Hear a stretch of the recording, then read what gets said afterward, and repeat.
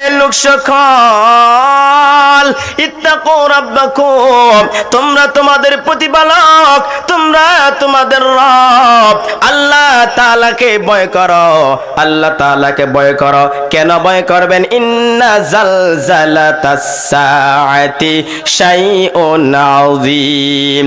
আল্লাহ পাক রব্বুল আলামিন বলেন, নিশ্চয়ই কিয়ামতের কম্পন, ওই যে আল্লাহ ভূমিকম্পনটা দিবেন, ওই কম্পনটা কেমন হবে গো?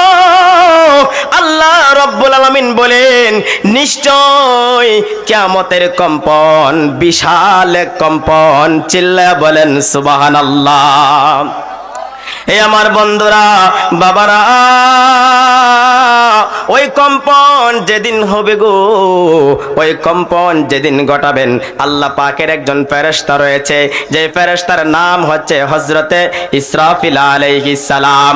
ওই ইসরাফিল আলাইহিস সালাম সিংহা হাতের মধ্যে লইয়া, মুখের কাছে নিয়া আল্লাহ পাকের আরশে আজিমের দিকে এক নজরে তাকিয়ে রয়েছে, এক পলকে তাকিয়ে রয়েছে। আল্লাহ হুকুম দিবে, তখন ইসরাফিল আলাইহিস সালাম ওই সিংহার মধ্যে ফুৎকার দিবে। যেবার কিয়ামত সংঘটিত হবে, যখন কিয়ামত কায়েম হবে, আল্লাহ যেদিন পৃথিবীটা ধ্বংস করে দেবে, ওই সময় ইসরাফিল আলাইহিস সালাম ওই সিংহার মধ্যে দুইবার ফুৎকার দিবে। আল্লাহু আকবার বলেন। হযরতে ইসরাফিল ওই সিংহার মধ্যে দুইবার ফুৎকার দিবে। প্রথমবার যখন ওই সিংহার মধ্যে ফুৎকার দিবে গো, প্রথমবার সিংহার মধ্যে ফুৎকার দেওয়ার সঙ্গে সঙ্গে এই পৃথিবীর জমিনে যত মানুষ জীবিত রয়েছে, যত প্রাণী রয়েছে, প্রথমবার সিংহায় ফুৎকার দেওয়ার সঙ্গে সঙ্গে তামাম সৃষ্টি জগতের সমস্ত মানুষেরা কলিজা ফাটিয়া, কানের পর্দা ফাটিয়া দুনিয়া থেকে বিদায় নিয়ে চলে যাবে। চিল্লায়া বলেন আল্লাহু আকবার। এই আমার বন্ধুরা, বাবারা, ও যুবক ভাইরা, ও মুরব্বী বাবারা, আমার সম্মানিত মা বোনেরা যারা শুনছো গো, গভীর মনোযোগ দিয়ে শোনো। আল্লাহর ফেরেশতা ইসরাফিল আলাইহিস সালাম আল্লাহর হুকুমে যখন প্রথমবার সিংহার মধ্যে ফুৎকার দিবে, তামাম পৃথিবীর মানুষগুলি কলিজা ফাটিয়া, কানের পর্দা ফাটিয়া ইন্তেকাল করবে, মরিয়া যাবে। আল্লাহর ফেরেশতা ইসরাফিল আলাইহিস সালাম ইজা জুলজিলাতিল আরদু জিলজালাহা, যখন পৃথিবীটা প্রচন্ড কম্পনে প্রকম্পিত হবে, ইসরাফিল যখন সিংহার মধ্যে ফুৎকার দিবে রে, আল্লাহ তাআলা বলেন, যখন ইসরাফিল আলাইহিস সালাম সিংহার মধ্যে প্রথমবার ফুৎকার দিবে, প্রথমবার ফুৎকার দেওয়ার সঙ্গে সঙ্গে তামাম সৃষ্টি জগতের মধ্যে যত বাড়িঘর রয়েছে, দালান কোঠা রয়েছে, বিল্ডিং রয়েছে, উঁচু উঁচু পাহাড় রয়েছে, উঁচু উঁচু পর্বত রয়েছে, উঁচু উঁচু যতগুলি টাওয়ার রয়েছে, সমস্ত বিল্ডিং গুলি, সমস্ত টাওয়ার গুলি, উঁচু উঁচু পর্বত গুলি চূর্ণ বিচূর্ণ হয়ে যাবে। চিল্লায়া বলেন সুবহানাল্লাহ। আল্লাহর ফেরেশতা ইসরাফিল আলাইহিস সালাম যখন প্রথমবার সিংহার মধ্যে ফুৎকার দিবে গো, এই বাংলাদেশের ঢাকায় গেলে দেখবেন উঁচু উঁচু বিল্ডিং রয়েছে, 10 তলা, 30 তলা, 20 তলা যে বিল্ডিং গুলি রয়েছে, ওই বিল্ডিং আর বিল্ডিং থাকবে না, ওই দালান আর দালান থাকবে না, ওই দালানগুলি, ওই বিল্ডিং গুলি চূর্ণ বিচূর্ণ হয়ে যাবে। এইবার পৃথিবীর আনাচে কানাচে যত বড় বড় উঁচু উঁচু দালান কোঠা রয়েছে, সব কিছু ভেঙে চুরমার হয়ে যাবে। আল্লাহর ফেরেশতা ইসরাফিল আলাইহিস সালাম যখন প্রথমবার সিংহার মধ্যে ফুৎকার দিবে, এই পৃথিবীর জমিনে দেখবেন উঁচু উঁচু যে পাহাড়গুলি রয়েছে, ওই পাহাড়গুলির কি অবস্থা হবে। আল্লাহর ফেরেশতা ইসরাফিল আলাইহিস সালাম যখন প্রথমবার সিংহার মধ্যে ফু দিবে, ফু দেওয়ার সঙ্গে সঙ্গে ওই পর্বতমালাগুলি আল্লাহ তাআলা বলেন ওয়াতাকুনুল জিবালু কাল ইহনিল মানফুশ। আল্লাহর ফেরেশতা ইসরাফিল যখন প্রথমবার সিংহায় ফু দিবে, ফু দেওয়ার সঙ্গে সঙ্গে যে উঁচু উঁচু পর্বতগুলি রয়েছে, উঁচু উঁচু পাহাড়গুলি রয়েছে, ওই পাহাড়গুলি তোলার ন্যায় উঠতে থাকবে। আর জোরে কন্যা সুবহানাল্লাহ, আওয়াজ দিয়ে কোন সুবহানাল্লাহ। ওই কিয়ামতের ভয়ানক কিয়ামত হবে, কিয়ামতের কম্পনটা ভয়ানক কম্পন হবে। কিয়ামতের দিন যে ভূমিকম্পটা হবে, প্রচন্ড পরিমাণে ভূমিকম্প হবে। ওই কম্পনে পাহাড়গুলি তুলার মতন উড়তে থাকবে। আল্লাহর ফেরেশতা ইসরাফিল আলাইহিস সালাম যখন প্রথমবার সিংহায় ফুৎকার দিবে, আল্লাহর যে আসমানটা রয়েছে ওই আসমানটা পেটে যাবে। যে চন্দ্রগুলি রয়েছে চন্দ্রগুলি কুলে কুলে ভেঙ্গে ভেঙ্গে পড়ে যাবে। চাঁদ যে দেখতেছেন ওই চাঁদ কিরণহীন হয়ে যাবে। আকাশে যে সূর্য রয়েছে ওই সূর্য আলোহীন হয়ে যাবে। আল্লাহু আকবার বলেন। আসমানটা ভেঙ্গে ভেঙ্গে টুকরো টুকরো হয়ে পড়বে গো। আকাশের তারকাগুলি টুকরো টুকরো হয়ে পড়বে। এজন্য আল্লাহ বলে ইদা জুলজিলাতিল আরদু জিলজালাহা, যেদিন পৃথিবীটা প্রচন্ড কম্পনে প্রকম্পিত হবে, তামাম সৃষ্টি জগৎটা টুকরো টুকরো টুকরো টুকরো হয়ে পড়িয়া যাবে। চিৎকার দিয়া বলেন আল্লাহু আকবার। এই আমার বন্ধুরা বাবারা রে,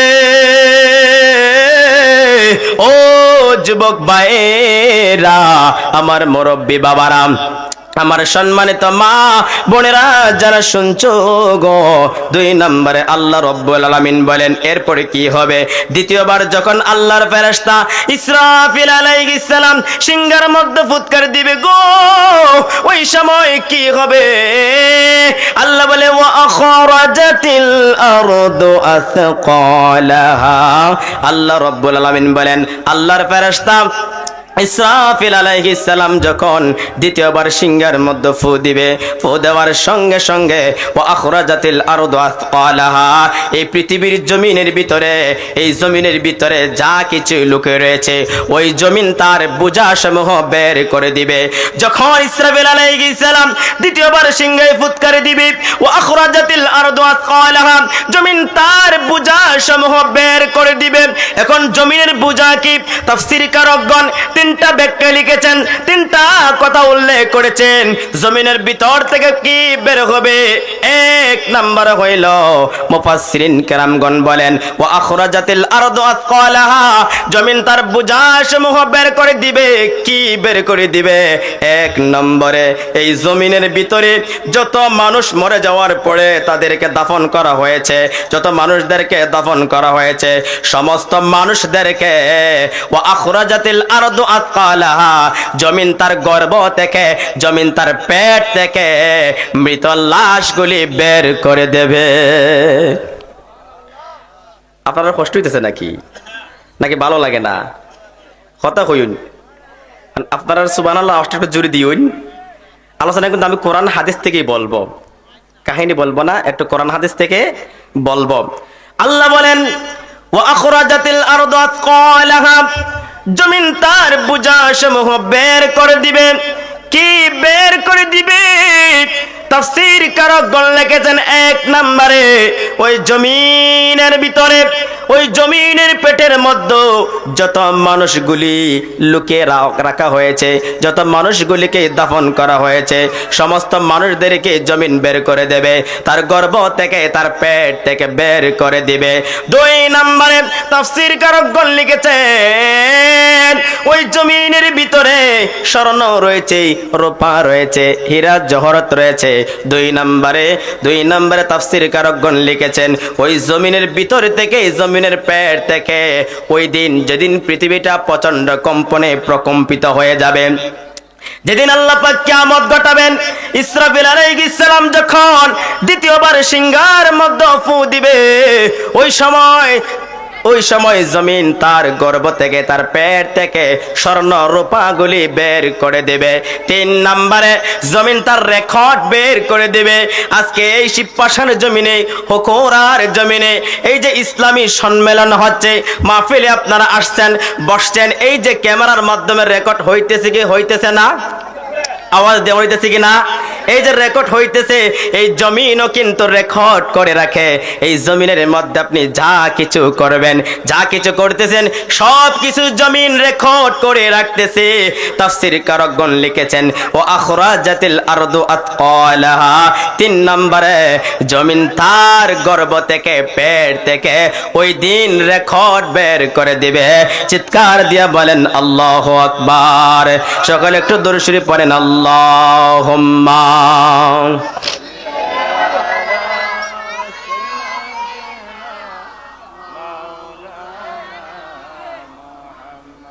ওয়ালা আলি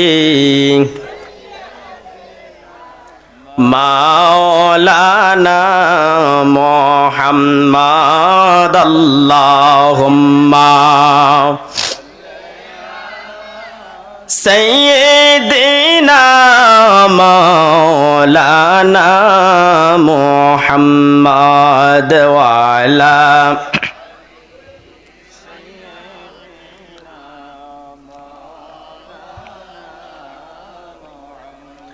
আমার বন্ধুরা বাবারা গভীর মনোযোগ দিয়ে শুনো। ইজা জুলজিলাতিল আরদু জিলজালাহা, যেদিন পৃথিবীটা প্রচন্ড কম্পনে প্রকম্পিত হবে। ওয়া আখরাজাতিল আরদু আতকালাহা, যেদিন জমিন তার গর্ভ থেকে, তার পেট থেকে সব কিছু বের করে দিবে। মানুষ এই দৃশ্যগুলি দেখার পরে তখন মানুষ কি বলবে?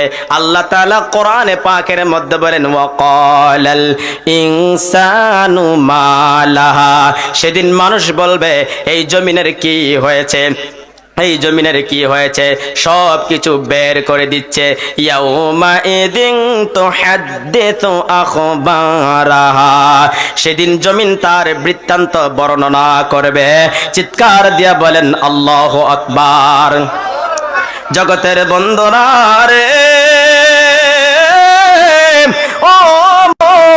ও সম্মানিত মা বোনেরা যারা শুনছো গো, গভীর মনোযোগ দিয়ে শুনেন। আল্লাহ তাআলা বলেন ইয়াউমা ইদিন তুহাদ্দিসু আখবারাহা, সেদিন জমিন তার বৃত্তান্ত বর্ণনা করবে।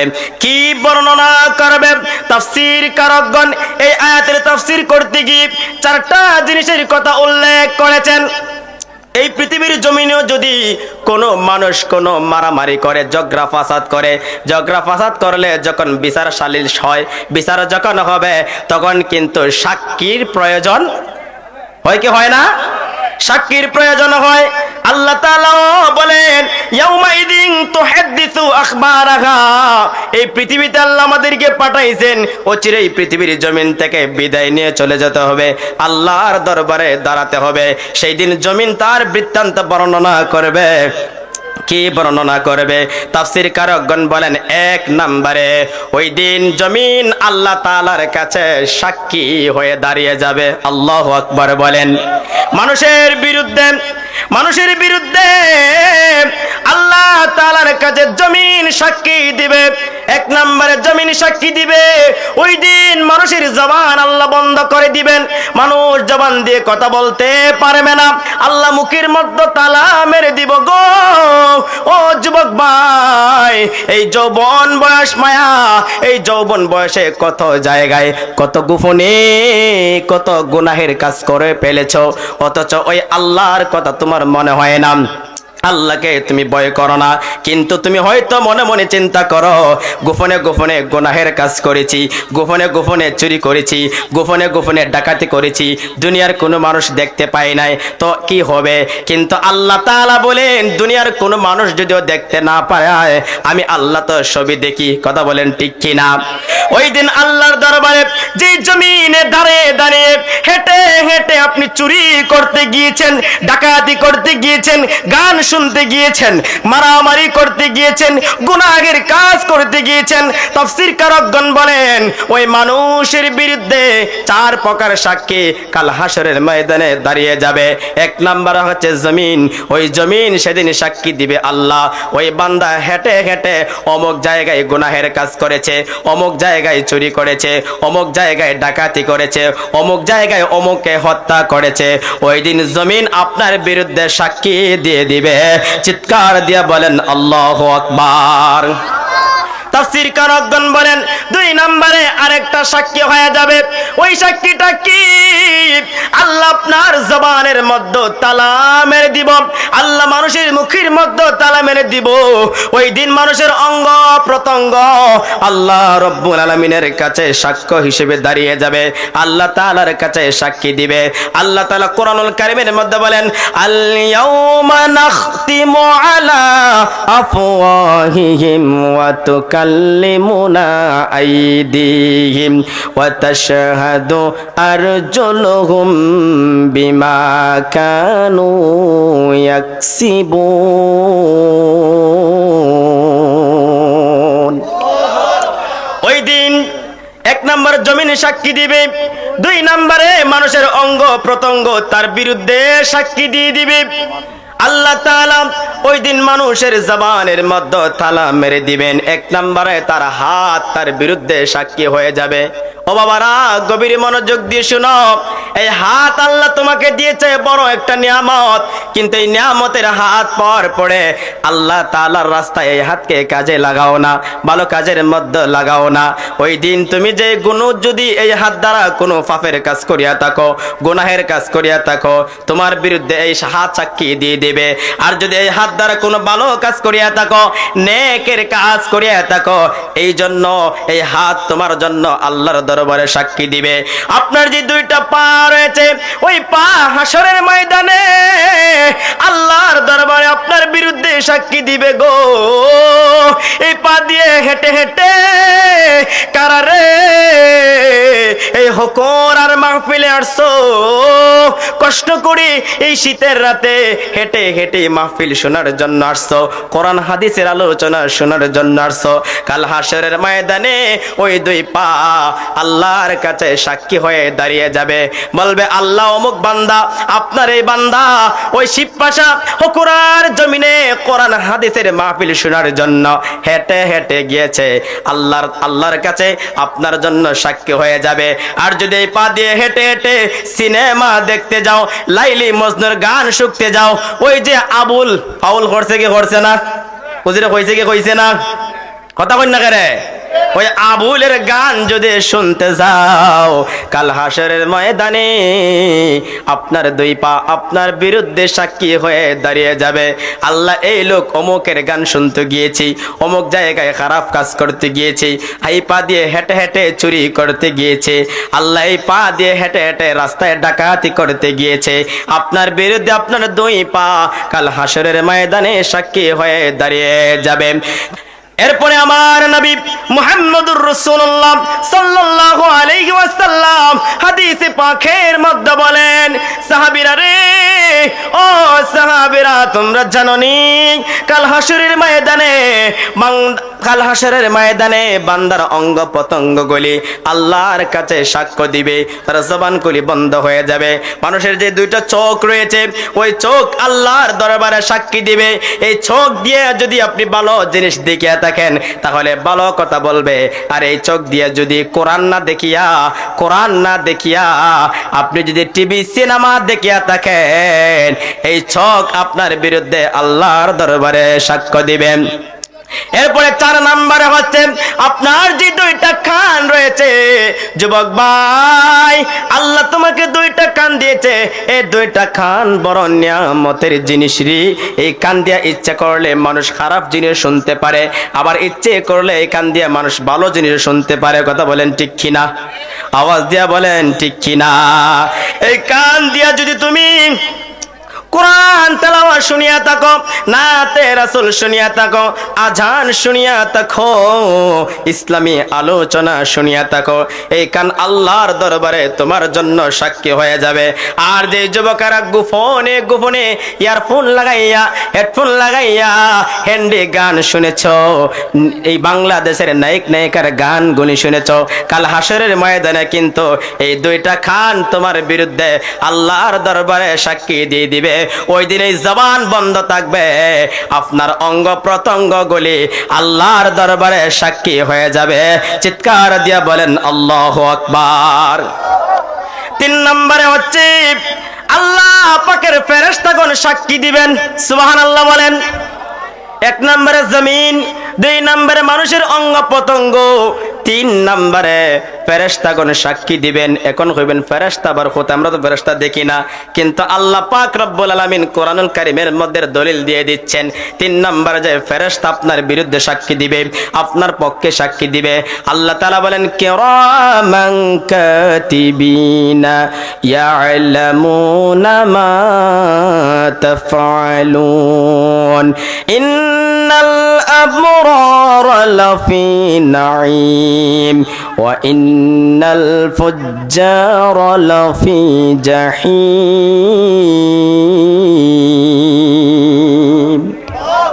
কিরামান কাতিবিন, 2 জন ফেরেশতা আছে না নাই? আপনাদের বিশ্বাস হয়নি? প্রত্যেক মানুষের কাঁধে 2 জন ফেরেশতা রয়েছে। কিরামান কাতিবিনা ইয়ালামুনা মা তাফআলুন। ওই ফেরেশতাগণ আল্লাহর কাছে আপনার বিরুদ্ধে সাক্ষী দিবে।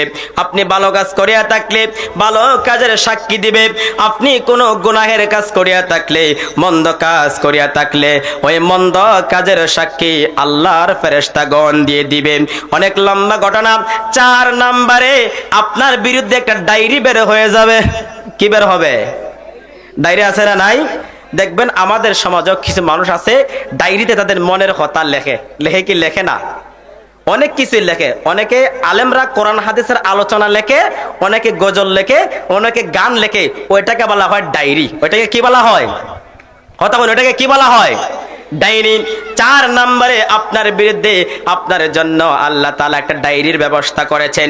এই পৃথিবীর জমিনে 10 বছর, 20 বছর, 30 বছর, 40 বছর হায়াতের ভিতরে আপনি যা কিছু করবেন, যা কিছু করবেন সব কিছুই লিপিবদ্ধ করে আল্লাহ তাআলা রাখতেছেন। হাসরের ময়দানে ওই ডায়েরি আপনার বিরুদ্ধে সাক্ষী হয়ে যাবে, আপনার বিরুদ্ধে সাক্ষী হয়ে যাবে। ওই দিন বাঁচতে পারবেন? দুনিয়ার সাক্ষীরে ঘুষ খাওয়াইলে পাল্টে যায়। কথা বলেন ঠিক না বেটে? দুনিয়ার সাক্ষীরে ঘুষ দিলে কি হয়ে যায়? পাল্টে যায়। কিন্তু হাসরের ময়দানে ঘুষ চলবো নি? ঘুষ দিয়ে পাল্টাইতে পারবেননি। এটা কি যেমন তেমন ডায়েরি নি, একটা আল্লাহ পাক ফেরেশতার মাধ্যমে সেই ডায়েরিটা লিখতেছেন। যে ডায়েরিতে পুঙ্খানুপুঙ্খানুভাবে সব কিছুই লিপিবদ্ধ হচ্ছে। কোনো কিছুই এদিক সেদিক হবে। আপনি পৃথিবীতে যা কিছু করবেন সব কিছুই ওই ডায়েরির মধ্যে লেখা হইতেছে। ওই ডায়েরি 4 নম্বরে আপনার বিরুদ্ধে সাক্ষী হয়ে যাবে। সম্মানিত হাজিরিন, গভীর মনোযোগ দিয়ে শুনেন। এজন্য আল্লাহ বলে ইদা জুলজিলাতিল আরদু জিলজালাহা, যেদিন পৃথিবীটা প্রচন্ড কম্পনে প্রকম্পিত হবে। ওয়া আখরাজাতিল আরদু আথকালাহা, যখন পৃথিবী তার বোঝাসমূহ বের করে দেবে। ওয়া ক্বালাল ইনসানু মালা, তখন মানুষ বলবে এর কি হয়েছে। ইয়াউমা ইদিন তুহাদ্দিসু আখবারাহা, সেদিন জমিন তার সব কিছু বর্ণনা করে দেবে, সব কিছু বৃত্তান্ত করে দেবে, সব কিছু বর্ণনা করে দেবে। বিআন্না রাব্বাকা আওহালাহা, কেননা আল্লাহ তাআলা সেদিন জমিনকে আদেশ করবেন। সুবহানাল্লাহ। সেদিন আল্লাহর আদেশে, তার রবের নির্দেশে জমিন সব কিছু বর্ণনা করবে। শুধু তাই নয়, ইয়াউমা ইদি ইয়াসদুরুন নাসু আশতাতাল লিয়ুরাউ আমালাহুম। বাবারা, বন্ধুরা, গভীর মনোযোগ দিয়ে শুনেন। হাসরের ময়দানে আল্লাহ রব্বুল আলামিন বলেন সেই দিন মানুষ ভিন্ন ভিন্ন দলে, ভিন্ন ভিন্ন গোত্রে বের হয়ে আসবে এবং তাদেরকে দেখানো হবে তাদের কৃতকর্ম, তাদেরকে তাদের আমল সমূহ দেখানো হবে। ওই যে ডায়েরির কথা বলেছিলাম, তাদেরকে তাদের আমল সমূহ দেখানো হবে।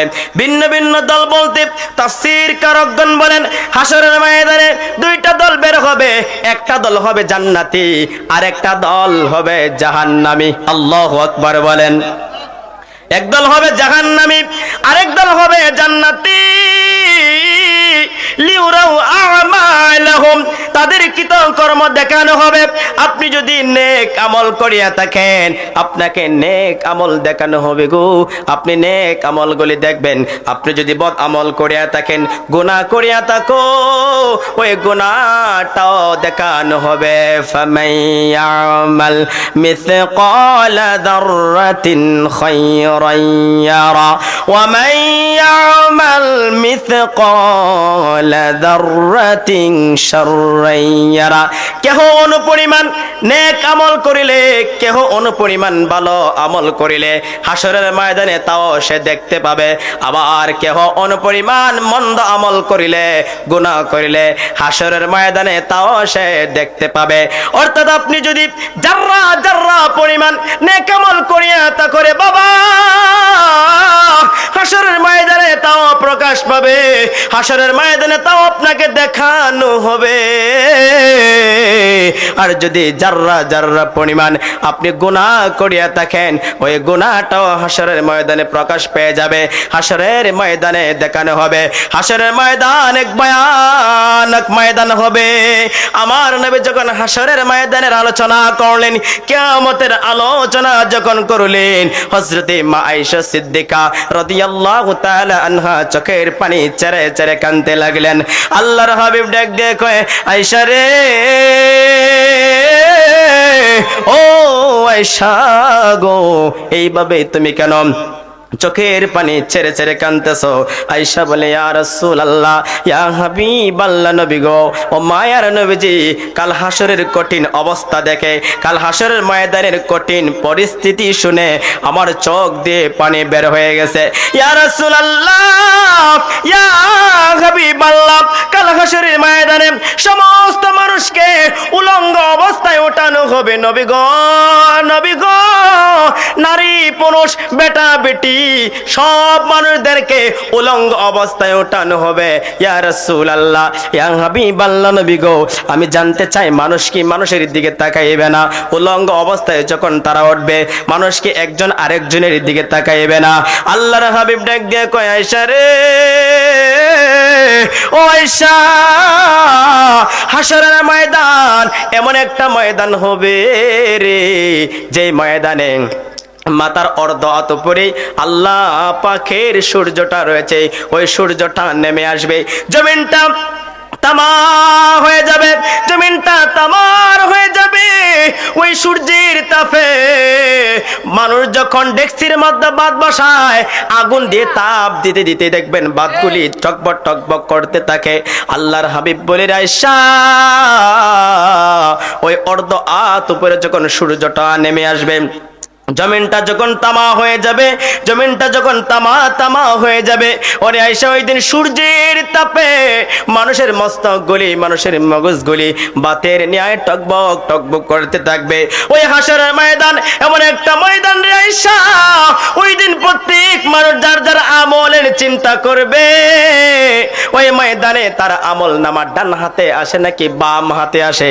ওরে আয়েশা, সে আমল নামা ডান হাতে পাবে, সে না পেয়ে যাবে, সে সফল হয়ে যাবে। আর যার হাতটা, যার আমল নামা বাম হাতে আসবে, পিছনের দিকে গাড়টাকে মোসরাইয়া পেটের দিকে হাতটা ঢোকাইয়া পিছনের দিকে নেয়া যখন তার হাতের মধ্যে তার আমল নামা গুলি দেওয়া হবে, ওরে আয়েশা, সে ধ্বংস হয়ে যাবে, সে ক্ষতিগ্রস্ত হয়ে যাবে। প্রত্যেকটা মানুষ ওই হাসরের ময়দানে চিন্তায় মগ্ন থাকবে, তার আমল নামা ডান হাতে আসে নাকি বাম হাতে আসে, তার আমল নামা ডান হাতে আসে নাকি বাম হাতে আসে, তার কি ফয়সালা হবে? ওরে আয়েশা, ওই ময়দান ভয়ানক ময়দানে ওই সময় প্রত্যেক মানুষ ওই চিন্তায় মগ্ন থাকবে। মানুষ যে উলঙ্গ অবস্থায় আছে রে আয়েশা, ওই সময় কেউ কারো দিকে নজর করবে না। চিৎকার দিয়া বলেন আল্লাহু আকবার। এই আমার বন্ধুরা, বাবারা, ও যুবক মায়েরা, ও মুরব্বী বাবারা, ও পর্দার আড়ালের মা, মাগো মা, দিলের কানটা লাগাইয়া শোনো গো, ও মা, একবার হাসরের ময়দানের কথা চিন্তা করো, কিয়ামতের ময়দানের কথা চিন্তা করো। যে ময়দানের মধ্যে মানুষ গ্রামের মধ্যে সাঁতার কাটতে থাকবে, মানুষ গ্রামের মধ্যে সাঁতার কাটবে, ওই ময়দানে কোনো ছায়া থাকবে না, হাসরের ময়দানে কোনো ছায়া থাকবে না। একমাত্র একটা ছায়া থাকবে, ওই ছায়াটা হচ্ছে আল্লাহ পাকের আরশ আজিমের ছায়া। চিৎকার দিয়া বলেন সুবহানাল্লাহ। ইয়াসআলু আইয়ানা ইয়াউমুল কিয়ামা ফাইযা বারিকাল বাসার ওয়া খাসাফাল কমার ওয়া জুমিআশ শামসু ওয়াল কমার ইয়াকুলুল ইনসানু ইয়াউমা ইদিন আইনাল মাফার কাল্লা লা ওয়াজার ইলা রাব্বিকা ইয়াউমা ইদিনিল মুস্তাকার। চিৎকার দিয়া বলেন আল্লাহু আকবার। আল্লাহ তাআলা কোরআনের আয়াত নাজিল করে জানায় দিলেন, ও নবী, নবী গো, মানুষ আপনাকে প্রশ্ন করবে, মানুষ আপনাকে প্রশ্ন করে, মানুষ আপনাকে জিজ্ঞাসা করবে কিয়ামত কখন হবে, কিয়ামত কখন সংঘটিত হবে। আপনি তাদেরকে জানায় দেন, আপনি তাদেরকে বলে দিন, যখন আকাশের চাঁদ কিরণহীন হয়ে যাবে, যখন আকাশের সূর্য এবং চন্দ্র একত্রিত হয়ে যাবে এবং মানুষের চোখ অন্ধ হয়ে যাবে, আলোহীন হয়ে যাবে, তখন কিয়ামত সংঘটিত হবে। তখন মানুষ আফসোস করবে, তখন মানুষ বলবে পালাবার স্থান কোথায়, আশ্রয়ের স্থল কোথায়। কাল্লা লা ওয়াজার, না না, তারা কোনো পালাবার স্থান পাবে না, না না, তারা কোনো আশ্রয় পাবে না। কাল্লা লা ওয়াজার ইলা রাব্বিকা ইয়াউমা ইদিনিল মুস্তাকার। ওই দিন একমাত্র আশ্রয় হবে আল্লাহ পাকের নিকটে, ওই দিন একমাত্র আল্লাহর আরশে আজিমের ছায়া ব্যতীত আর কোনো ছায়া থাকবে না, আর কোনো আশ্রয় থাকবে না। চিৎকার দিয়া বলেন সুবহানাল্লাহ। ওই ময়দানটা ভয়ানক ময়দান, ওই ময়দানটা এমন হবে গো, ওই ময়দানে মা ছেলেকে চিনবে না, ছেলে মাকে চিনবে না, বাবা ছেলেকে চিনবে না, কেউ কাউকে চিনবে না। ওই ময়দানে কেউ কাউকে সাহায্য করবে না, কেউ কারো উপকারে আসবে না। আল্লাহর হাবিব মুহাম্মদ রাসূলুল্লাহ সাল্লাল্লাহু আলাইহি ওয়াসাল্লাম হাদিসে পাকের মধ্যে বলেন, হাশরের ময়দানে দুইজন বান্দার আমল যখন হিসাব করা হবে, আমলগুলি হিসাব করার পরে দেখা যাবে এক বান্দার আমল নামার মধ্যে 99টা গুনাহ রয়েছে, একটা মাত্র নেকি রয়েছে। আর এক বান্দার আমলের মধ্যে 99টা নেকি রয়েছে, একটা মাত্র গুনাহ রয়েছে। হাশরের ময়দানে আল্লাহ পাক ওই দুই বান্দার আমল সমূহ হিসাব করার পরে, গণনা করার পরে দেখা যাবে এক বান্দার 99টা গুনাহ, একটা মাত্র নেকি।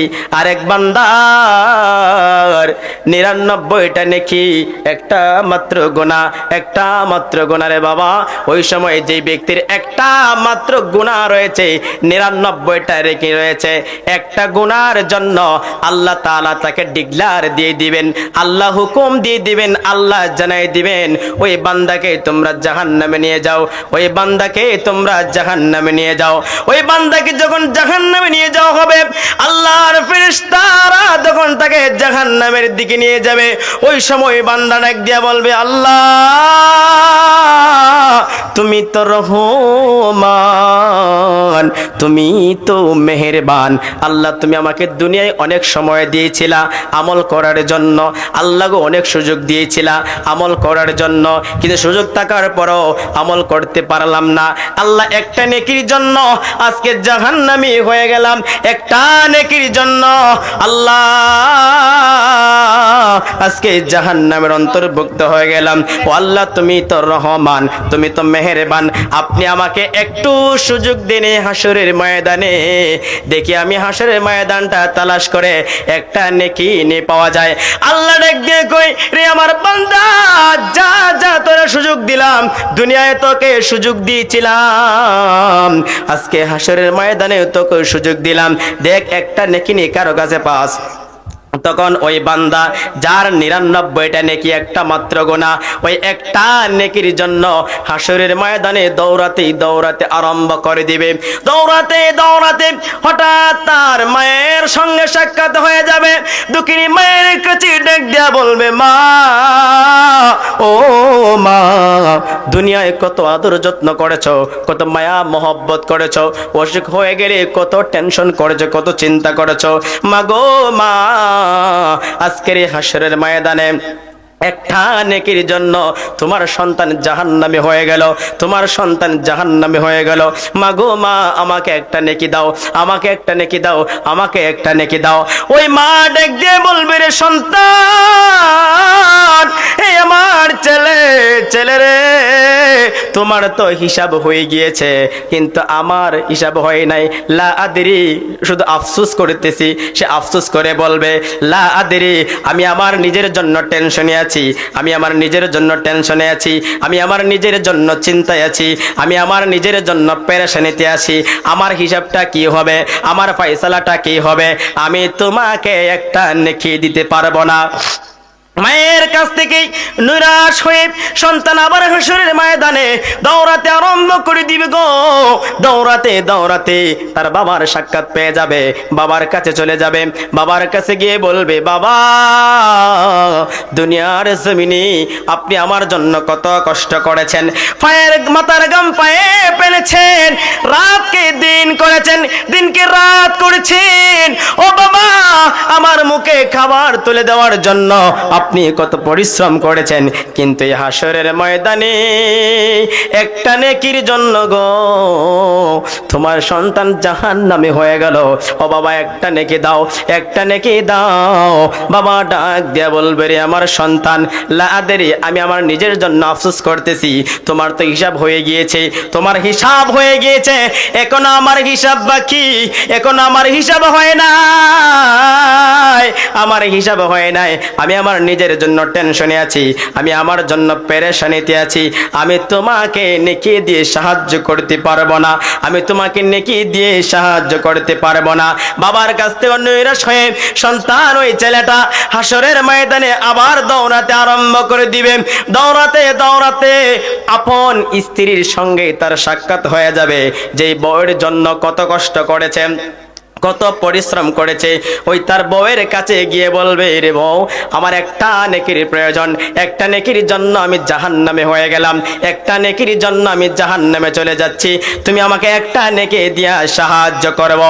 ওই সময় তার স্ত্রী ডাক দিয়ে বলবে, স্বামী রে, ও স্বামী, তোমার হিসাব তো হয়ে গিয়েছে, এখন পর্যন্ত আমার হিসাব হয় নাই, আমি আমার নিজের জন্য টেনশনে আছি, আমার কি হবে, আমার কি হবে, কি হবে গো, আমি তোমাকে নেকি দিয়ে সাহায্য করতে পারবো না। হে আমার শিবপাশার বাবারা, ও যুবক মায়েরা গো, ও মুরব্বী বাবারা, ও পর্দার আড়ালের মা, দিলের কানটা লাগাইয়া শোনো। ওই যুবক সারাটা হাসরের ময়দান এইভাবে ঘুরবে ঘুরবে, কেউ একটা নেকি দিয়া গো ওই যুবককে সাহায্য করবে না। এবার যুবক চোখের পানি চেরে চেরে মনটাকে মলিন করে আল্লাহর জাহান্নামের দিকে রওনা দিয়ে দিবে। ওই দিক দিয়ে যে লোকটা ৯৯টা গুনাহ করেছে, একটা মাত্র নেকি করেছে, তার সঙ্গে তার দেখাটা হয়ে যাবে। ওই লোকটা তাকায় দেখে রে, সে চোখের পানি ছেড়ে ছেড়ে কানতে কানতে কোথায় যেন যাচ্ছে। ওই লোকটা ডাক দিয়া বলবে, রে ভাই, এইভাবে চোখের পানি ছেড়ে ছেড়ে, চেহারার মধ্যে কোনো হাসি নেই, চেহারাটা তোমার মলিন দেখা যায়, এইভাবে কেঁদে কেঁদে রে চেহারাটা মনমরা অবস্থায় কোথায় তুমি যাচ্ছ? ওই যুবক ডাক দিয়া বলবে, ভাই রে ভাই, কি বলবো মনের দুঃখ, ৯৯টা নেকি করেছি, একটা মাত্র গুনাহ করেছি, ওই একটা গুনার জন্য আল্লাহ আমাকে জাহান্নামী বানায়া দিলেন, আল্লাহ ডিগলার দিয়ে দিলেন আমি জাহান্নামী। সারাটা হাসরের ময়দান ঘুরে ঘুরে মায়ের কাছে গিয়েছি, মা একটা নেকি দিয়ে সাহায্য করে নাই, বাবার কাছে গিয়েছি, বাবা একটা নেকি দেয় নাই, আপন বউয়ের কাছে গিয়েছি, বউ একটা নেকি দিয়ে সাহায্য করি নাই, পাড়া প্রতিবেশী আত্মীয় স্বজন সকলের কাছে গিয়েছি, কেউ একটা নেকি দিয়ে সাহায্য করে নাই, আমি আল্লাহর জাহান্নামের দিকে রওনা দিয়ে দিলাম। এবার ওই যুবক, যে যুবক ৯৯টা গুনাহ করেছে, একটা মাত্র নেক আমল করেছে, তার এই দৃশ্যটা শোনার পরে সেও চোখের পানি ছেড়ে দিয়ে কাঁদতে লাগলো। আর বলতেছে বাইরে তুমি 99টা নেকি করার পরেও একটা গুনাহের কারণে তোমার হুকুম যদি জাহান্নাম হয়ে যায়, আমি তো একটা মাত্র গুনাহ নেকি করেছি, আমি তো তারও আগে জাহান্নামী। বাইরে ভাই তোমার একটা গুনাহ আমাকে দিয়ে দাও আর আমার একটা নেকি তুমি নিয়ে যাও, তোমাকে আমার একটা নেকি দিয়ে দিলাম। চিল্লা বলেন সুবহানাল্লাহ। একটা নেকি দিয়ে দিবে, এখন তার 100টা নেকি হয়ে যাবে। 100টা নেকি লইয়া সে আনন্দ খুশিতে আল্লাহর জান্নাতের দিকে রওনা দিয়ে দিবে। নারে তাকবীর, নারে রিসালাত। প্রধান অতিথির আগমন, প্রধান অতিথির আগমন, প্রধান অতিথির আগমন, প্রধান অতিথির